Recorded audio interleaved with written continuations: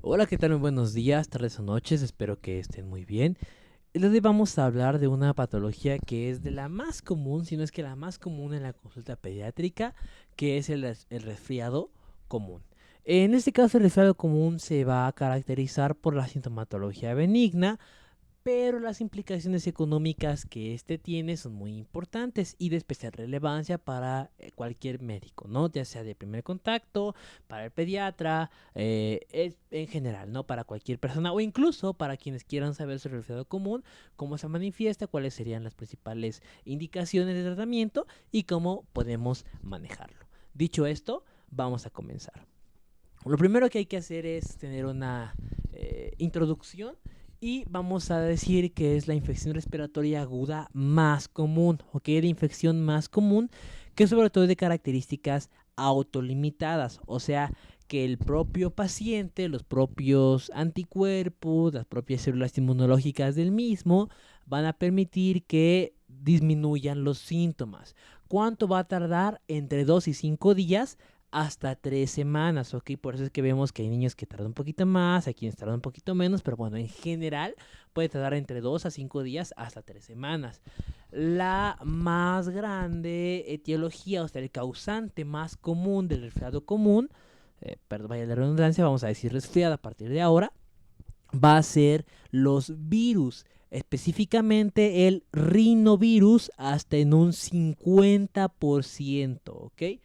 Y aquí viene una pregunta, ¿ok? Si sabemos que de los más comunes es el rinovirus y tenemos experiencia con virus, ¿no? Como lo es los coronavirus, el virus de la influenza, los virus como el rotavirus, por ejemplo, ¿por qué no hay una vacuna para el rinovirus?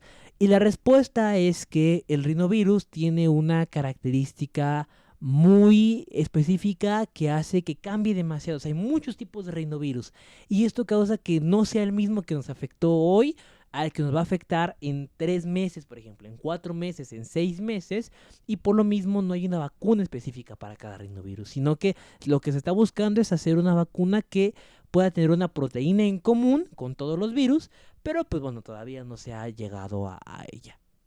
Es una enfermedad estacional, si se dan cuenta, en este diagrama que se observa en la imagen, nos podemos dar cuenta cómo los resfriados aumentan en la época invernal de septiembre a abril, que es el inicio de la primavera. Y se dan cuenta, los rinovirus son los que más prevalencia tienen. Luego está lo que son virus de parainfluenza, los coronavirus, el virus sincitial respiratorio o RSV, lo que es el virus de la influenza, perdón, y el adenovirus, ¿ok? Que es aquí que está de manera constante. Es una variabilidad de lo que es el virus y, o bueno, esto genera lo que les mencionaba, ¿no? De que el rinovirus es tan cambiante que por eso no hay una vacuna. Hay una relación etaria y esto qué quiere decir que la edad es inversamente proporcional a la cantidad de infecciones. ¿Qué quiere decir esto? Que entre más pequeño sea el niño, más infecciones va a tener. Y entre más grande sea la persona, menos infecciones vamos a tener. Esto, claro, depende de muchas cosas, pero por ejemplo, si estamos en un estado de presión inmunológica, como en un cáncer, o en una diabetes, o en un aumento de corticoides, pues bueno, va a generar que los virus lo que generen es que sigan afectando a las personas. ¿Cuáles serían las complicaciones más grandes? Pues bueno, hay varios factores como una sobreinfección bacteriana, o sea que además del virus yo tengo una bacteria y que hay un ausentismo escolar por parte del infante o laboral por parte del cuidador. Por eso les decía que es un impacto económico bastante grande.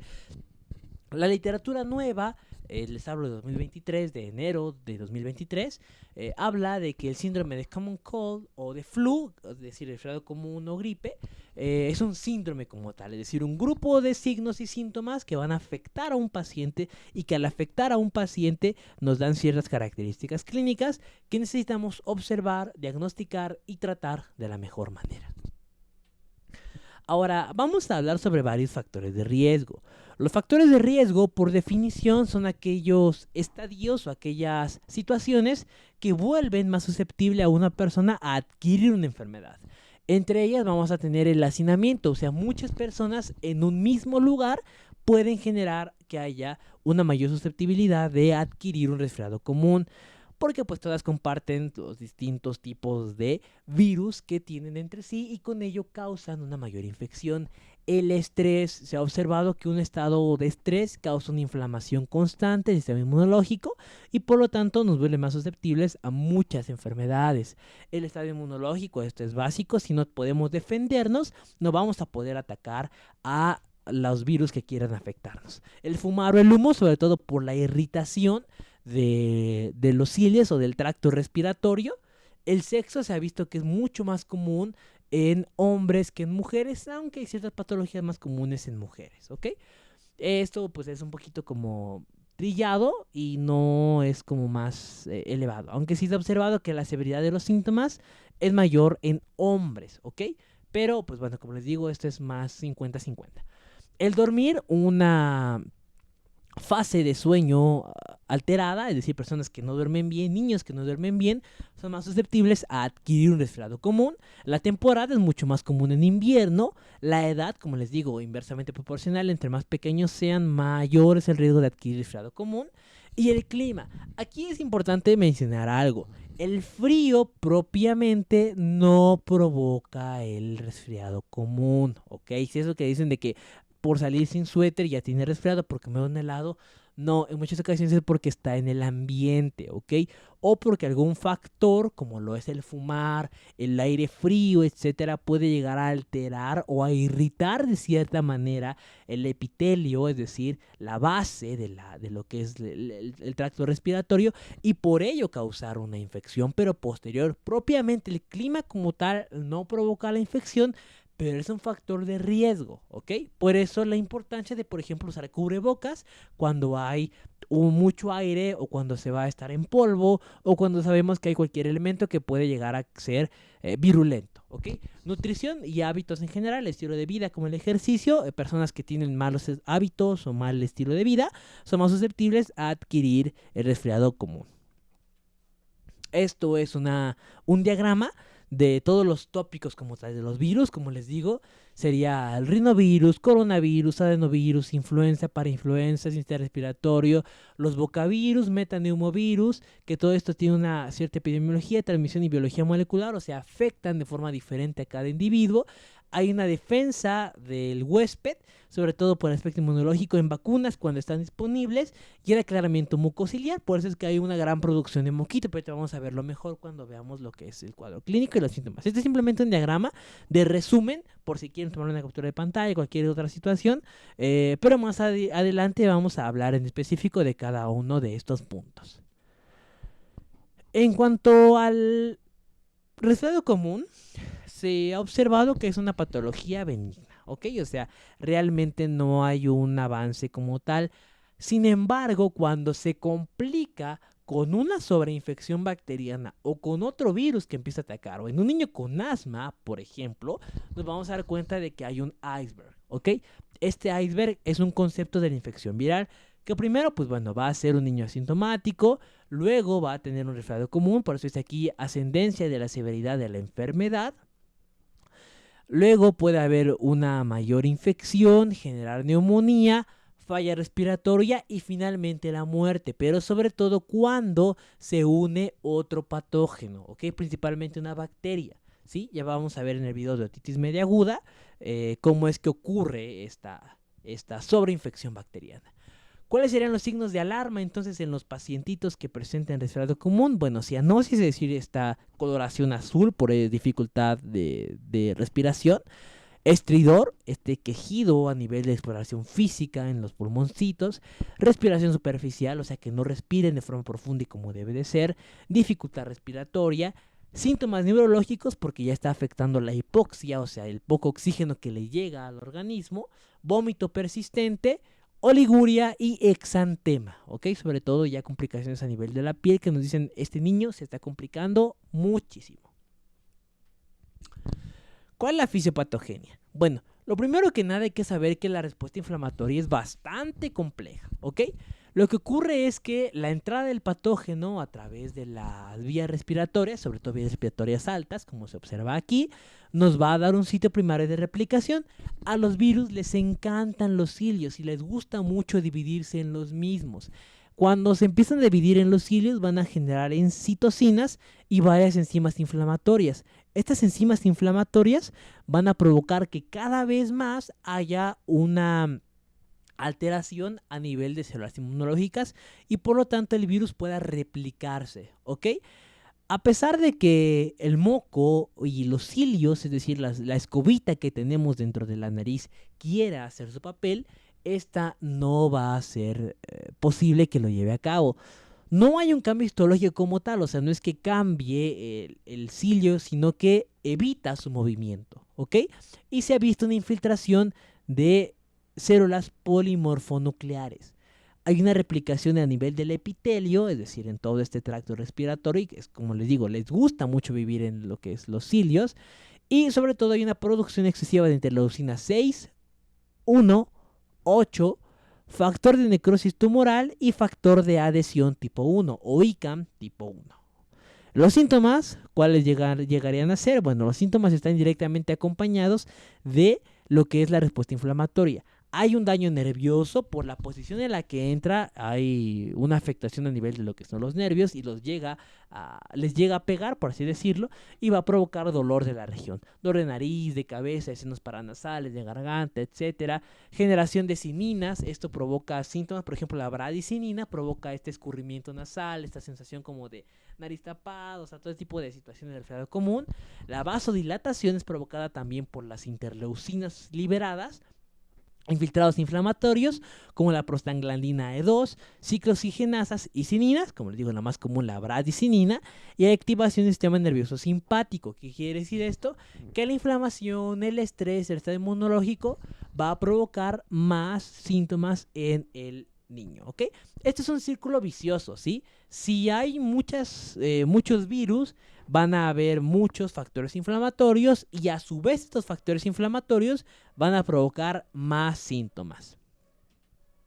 Esto es lo que les decía, ¿no? De una imagen de lo que es la replicación viral. Primero una citocina humoral dos tejidos, ¿no? En lo que es la respuesta en el lugar, la respuesta humoral y la respuesta tisular o a nivel local, ¿ok? De lo que es la inflamación.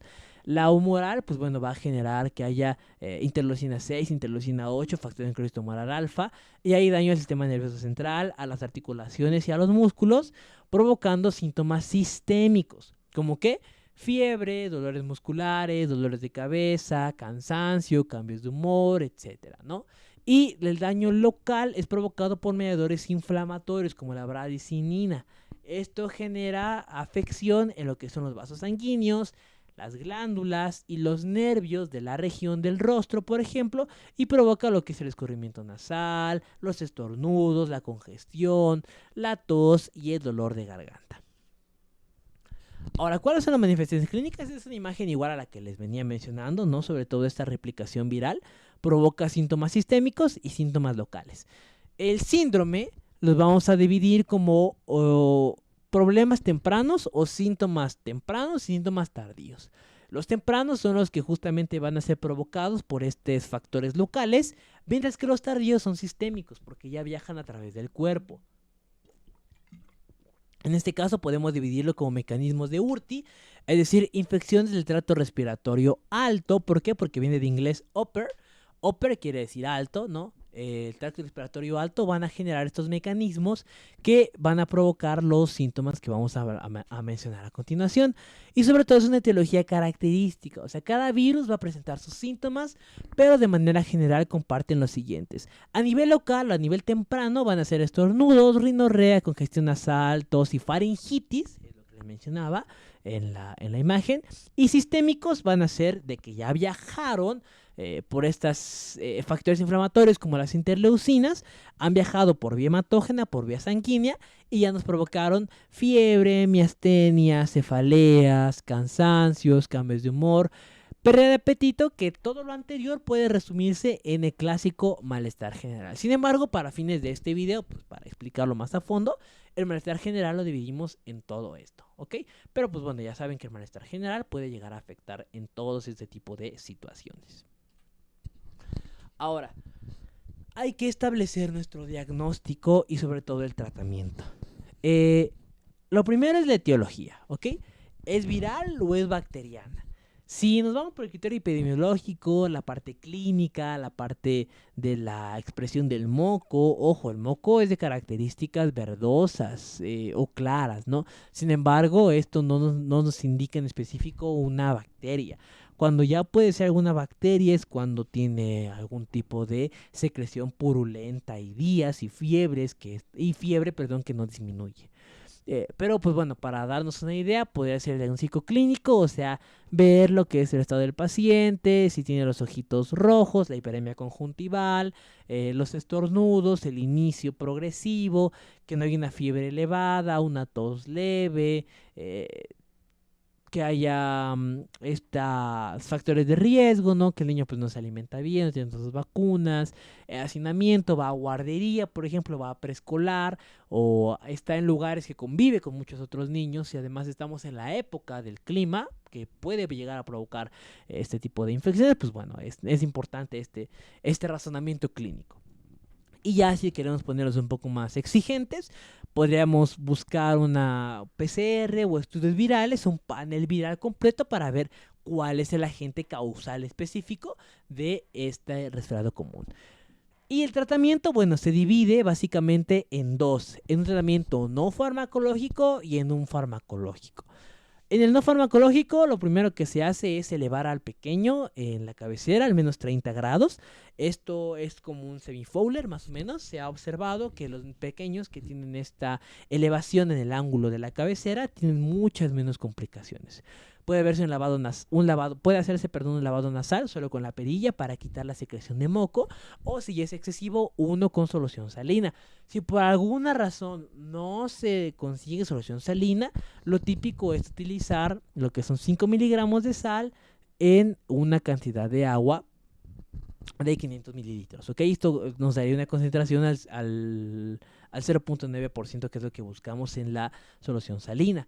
El reposo, también lo que son los alimentos suaves, es lo que se busca, sobre todo muchos líquidos, la ingesta de líquidos para ayudar a la producción de moco y a combatir lo que es la enfermedad. Puede hacerse una inhalación de humo, aunque hay que tener mucho cuidado. No es una inhalación de humo directamente, es una inhalación de vapor y es preferible que sea en un cuarto como un baño, por ejemplo, en el que todo el vapor se va a liberar en la habitación y al liberarse en la habitación hay menor riesgo de que el niño pueda ahogarse, ¿ok? Sobre todo cuando son pequeños. Y pues es como un sauna, ¿ok? Se crea un sauna en lo que es el baño y esto es más recomendado. Los gargarismos, igual, en niños más grandes que ya reconozcan y que puedan hacer este tipo de procedimientos, pues bueno, se recomiendan.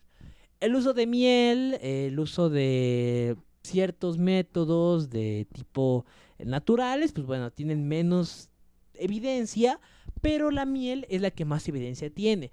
Hay que tener cuidado solo con las infecciones de los hongos que puede tener la miel. De ahí en fuera es bastante recomendada. ¿Cuál es el tratamiento farmacológico? Este es de ley, ¿ok?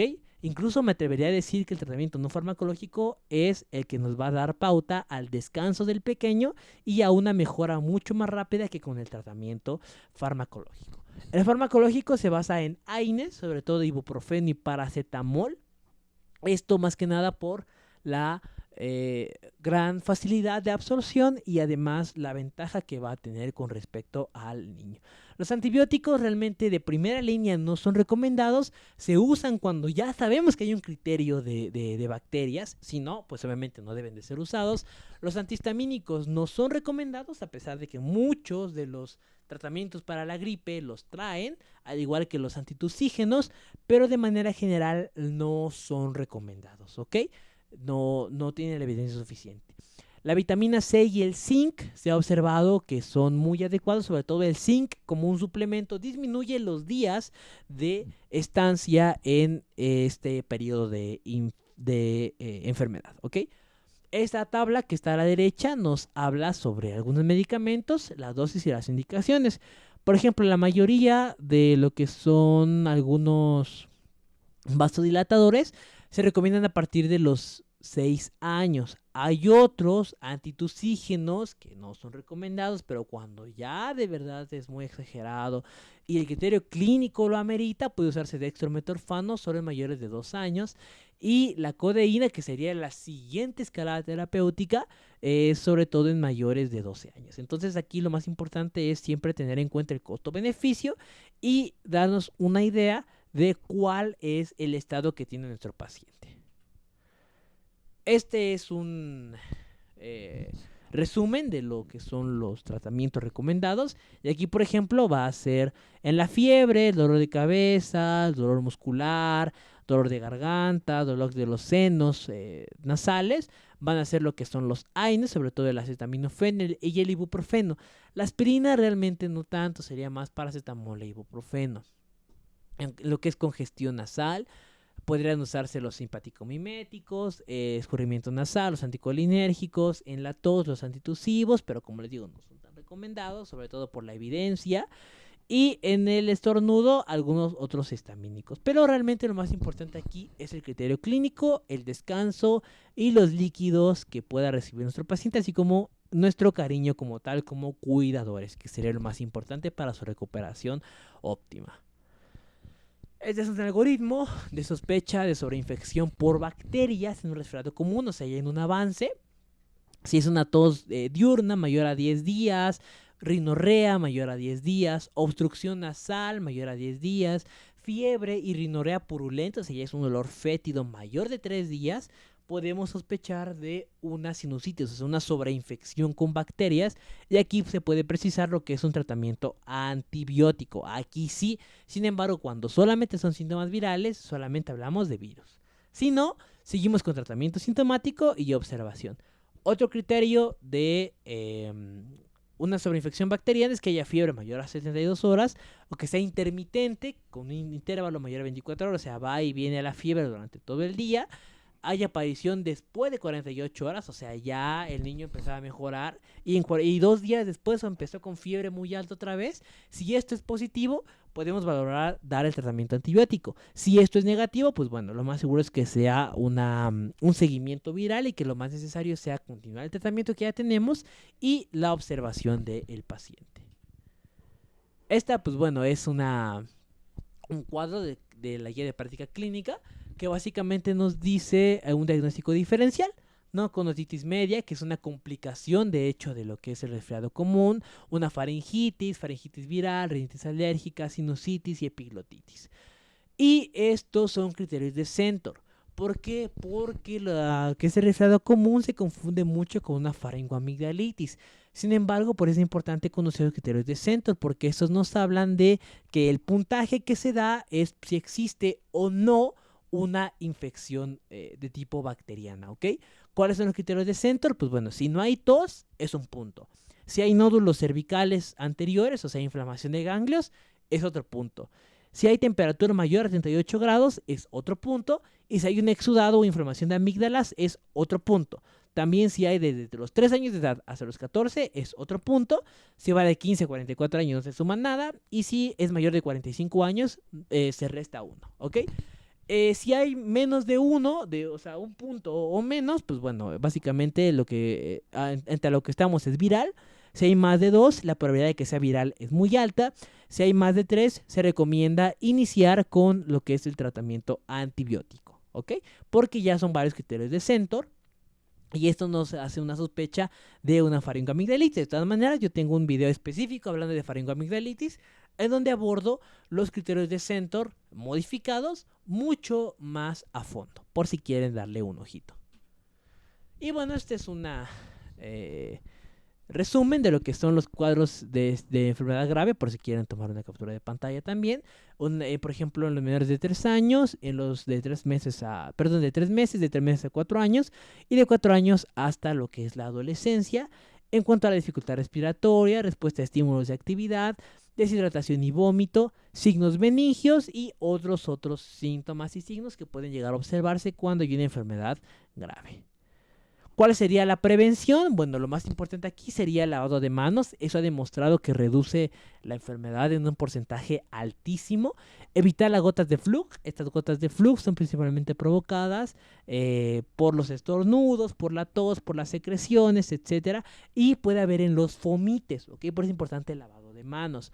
La lactancia materna, para proteger a los infantes en cuanto al sistema inmunológico, cuidar el periodo febril para que no se complique con convulsiones por fiebre, por ejemplo, con sobreinfección bacteriana, por eso es importante los AINES, los fomites que les decía, el lavado de manos constante, que es demasiado importante, la alimentación, que es necesaria, así como el ejercicio, sobre todo para fortalecer al organismo.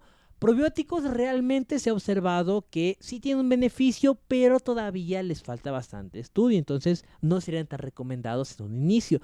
Cuando ya la infección es demasiado constante y estamos hablando de un periodo de 3 a 4 por año, hay que ver por qué está haciendo ese tipo de infecciones, y si no, antes de un probiótico hay otra causa subyacente como un déficit inmunológico o una alteración más grande, ¿ok?